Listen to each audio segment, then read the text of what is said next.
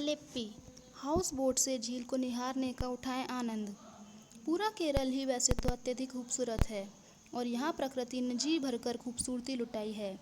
यहाँ पर्वत है, घाटियाँ हैं, नदियाँ हैं, जंगल है, हरियाली है, समुद्र तट है, संस्कृति है और इतिहास है। और जो सबसे खूबसूरत है वो है यहाँ के बैक वाटर्स।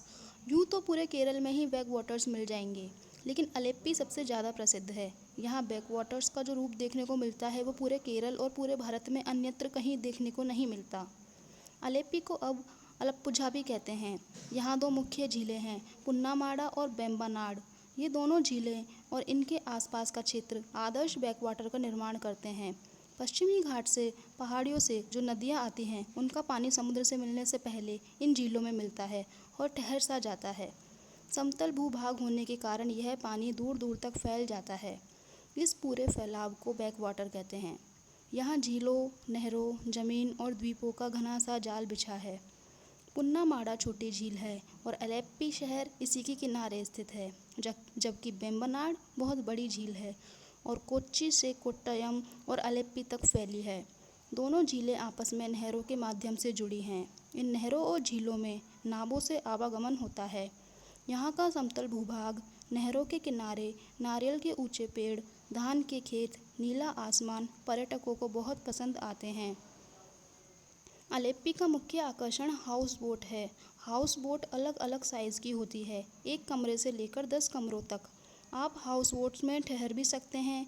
सभी हाउस बोट वातानुकूलित होती हैं और केरल की उमस व गर्मी का एहसास नहीं होता। इन्हीं में किचन भी होती है और आप अपनी पसंद का भोजन यहाँ बनवा सकते हैं। ये हाउस बोट झील में तैरती रहती है और इनके डेक पर आराम से बैठकर झील को निहारना अलग ही अनुभव होता है। अगर शाम का समय हो तो सूर्यास्त को देखना अपने आप में अलौकिक बन जाता है। सूर्यास्त के बाद हाउस बोट झील में मूवमेंट नहीं करती, बल्कि एक स्थान पर रुक जाती है। इसका कारण है कि रात में स्थानीय मछुआरे मछली पकड़ते हैं और प्रशासन ने रात में हाउस बोट चलाने पर प्रतिबंध लगा रखा है। वेम्बनाड झील के दूसरे किनारे पर यानी कोट्टयम की तरफ कुमारकोम नामक स्थान है। अलेप्पी जहाँ अति प्रसिद्ध पर्यटक स्थल है, वहीं कुमारकोम एकदम शांत स्थान है। यहाँ भी आप चाहें तो हाउस बोट में ठहर सकते हैं और झील के किनारे किसी लेक साइड रिजॉर्ट में भी ठहर सकते हैं। यहाँ आप छोटी नावों, शिकारों से उन स्थानों तक भी जा सकते हैं जहाँ बड़ी हाउस बोट नहीं जा सकती हैं। कैसे पहुँचें? अलेप्पी सड़क और रेल मार्ग से पूरी तरह से देश से अच्छी तरह से जुड़ा हुआ है। त्रिवेंद्रम जाने वाली ज़्यादातर ट्रेनें अलेप्पी से होकर ही गुजरती हैं।